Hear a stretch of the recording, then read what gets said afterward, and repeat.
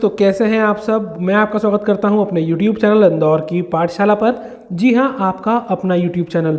और हम लेकर आए हैं MP ADPO के लिए बहुत ही बड़ी न्यूज़।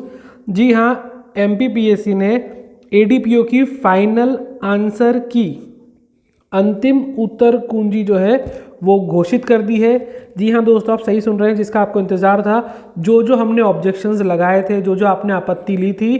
तो आइए देखते हैं कि MPPSC द्वारा किन क्वेश्चन को डिलीट किया गया और कौन से क्वेश्चन हैं जिनमें कुछ बदलाव किए गए हैं, कौन से उत्तर में बदलाव किए गए हैं। आइए हम इसको विस्तार से जानते हैं। पर वीडियो स्टार्ट करने से पहले आप सभी लोगों से निवेदन है कि जल्दी से चैनल को लाइक कर दीजिए, अपने दोस्तों में शेयर कर दीजिए और सब्सक्राइब नहीं किया हो सब्सक्राइब कीजिए, बेल आइकन ज़रूर दबाइए, क्योंकि MP ADPO के सिलेक्शन तक हम हैं आपके साथ। और इंटरव्यू में भी क्या क्या हो सकता है वो सब हम बताएंगे आपको विस्तृत से। आइए देखते हैं फाइनल आंसर की और उसमें होने वाले चेंजेस। देखिए, आयोग के विज्ञापन क्रमांक 3/2021 दिनांक 7/6/2021 के अंतर्गत सहायक जिला लोक अभियोजन अधिकारी परीक्षा दिनांक 18/12/22 को संपन्न हुई है। सहायक जिला लोक अभियोजन अधिकारी परीक्षा 2021 के संदर्भ में अभ्यर्थियों से आयोग द्वारा जारी विज्ञप्ति क्रमांक, ये दिया है आपको, इसका मतलब नहीं, दिनांक 19/12/22 के अंतर्गत प्रावधिक उत्तर कुंजी के संदर्भ में आपत्तियां आमंत्रित की गई थी।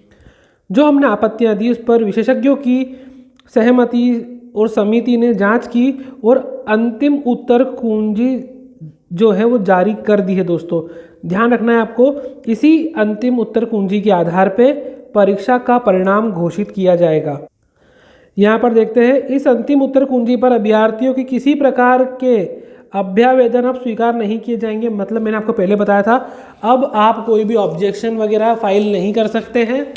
और यह विज्ञप्ति आयोग की वेबसाइट mppsc.mp.gov.in पर दिनांक 30/12/2022 से उपलब्ध है। आप यहाँ पर देख सकते हैं। अब आइए मैं आपको सीधे बताता हूँ कि कौन कौन से प्रश्न हैं जो डिलीट हुए और चेंज आए हैं, क्योंकि हर एक स्टूडेंट के पास अलग अलग सेट है, किन्हीं के पास A, B, C और D। तो मैं डायरेक्ट आपको क्वेश्चन शेयर करने वाला हूँ, तो आइए देखते हैं जल्दी से। तो दोस्तों, जैसा कि मैंने आपको पहले मेरे वीडियो में बताया था, मसाई मारा राष्ट्रीय अभयारण्य किस देश पे स्थित है। इस क्वेश्चन को हमने ऑब्जेक्शन लिया था कि ये जो है वो अंतर्राष्ट्रीय अभयारण्य से लिया गया है और जो करंट अफेयर में भी नहीं पूछ सकते, तो PSC ने इसको डिलीट कर दिया है। जी हाँ, ये क्वेश्चन जो है वो डिलीटेड क्वेश्चन हो चुका है।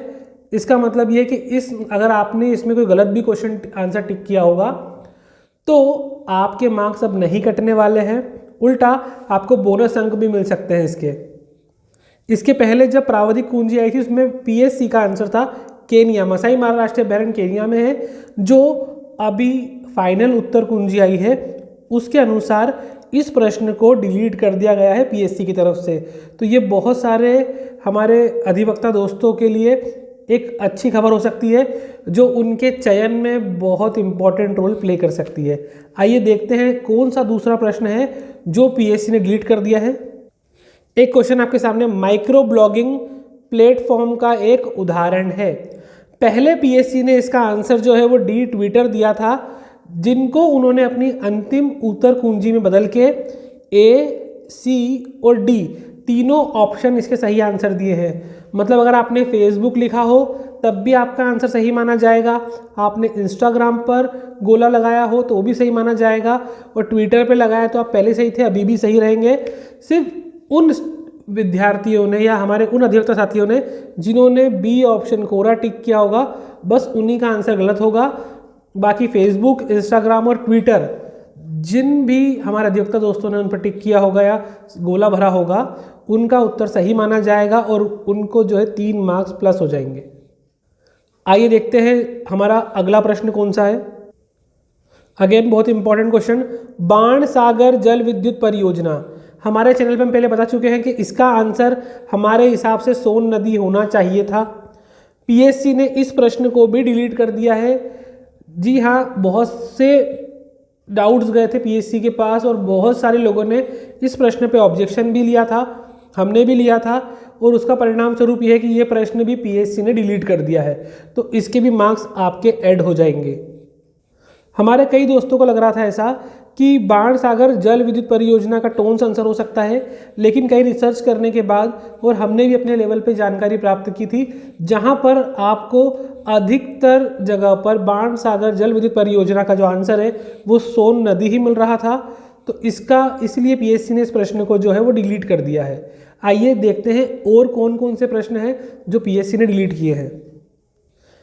देखते हैं लॉ सेक्शन में से प्रश्न क्रमांक 89 सी सेट में से।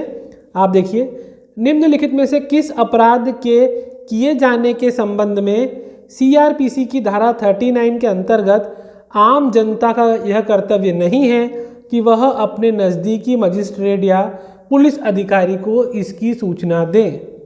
देखिए, ये प्रश्न भी जो था अलग अलग स्टडी करने के बाद बहुत से लोगों को लग रहा था कि ये प्रश्न भी गलत है, क्योंकि कई जगह पर इसका आंसर लग रहा था कि दंडनीय अपराध करने के लिए गृह अतिचार हो सकता है, लोक सेवक द्वारा आपराधिक न्यास भंग भी हो सकता है और दीपगृह को नष्ट करके रिष्टी भी हो सकता है।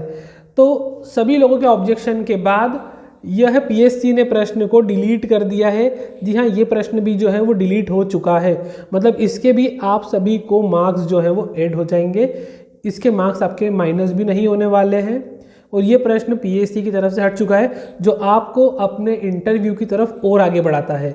जी हाँ, एक प्रश्न और है लॉ सेक्शन में से जो पीएससी ने डिलीट किया है, आइए देखते हैं। नेक्स्ट प्रश्न आपके सामने है, राष्ट्रीय सुरक्षा अधिनियम 1980 के अंतर्गत हिरासत में लिए गए व्यक्ति को निरोध के आधार में बताने के संबंध में निम्नलिखित में से कौन से कथन जो है वो सही है पूछा था। और यहाँ पर अगर आप देखें तो मैंने भी अपने वीडियो में बताया था कि अकॉर्डिंग टू सेक्शन 8 हिरासत में लिए गए व्यक्ति को शीघ्र सूचित करना चाहिए, ये भी आंसर सही है।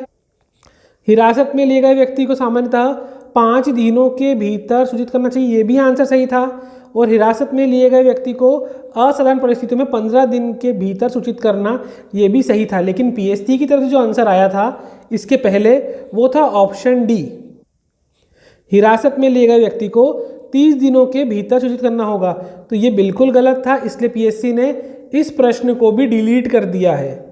जी हाँ, ये प्रश्न भी जो है वो आपकी फाइनल अंतिम कुंजी में से ये प्रश्न भी डिलीट हो चुका है। तो दोस्तों, इस प्रकार से अगर हम बात करें तो हमारे सामने अब जो रिजल्ट फाइनली बन के आने वाला है वो हमारी अंतिम उत्तर कुंजी के आधार पर बनेगा, जिसमें से पीएससी ने 2 क्वेश्चन जीके में से, जीएस पोर्शन में से, और 2 जो है वो हमारे लॉ पोर्शन में से डिलीट कर दिए हैं। इसका मतलब कि ये 4 क्वेश्चन के मार्क्स तो यूं भी आपके पास प्लस होने वाले हैं, जो डिलीट होगा डायरेक्ट। और एक प्रश्न जो हमारा था माइक्रो ब्लॉगिंग वाला, तो उसमें जिन्होंने भी इंस्टाग्राम, ट्विटर या फिर फेसबुक टिक किया होगा तो उन सभी के नंबर वहाँ पर भी प्लस हो जाएंगे। तो दोस्तों, आई होप ये वीडियो आपको अच्छा लगा होगा। चैनल को लाइक कर दीजिए, सब्सक्राइब कर दीजिए, बेल आइकन दबा दीजिए ताकि कोई अपडेट मिस ना हो। हम आएंगे आपके लिए इंटरव्यू की प्रिपरेशन कैसे करना है उसकी बहुत अच्छी वीडियो लेकर, तो चैनल पे ज़रूर बने रहिएगा दोस्तों। और आप हमें ज़रूर बताइए कि अब आपका कितना कट ऑफ जा सकता है, कितना आप पार कर सकते हैं।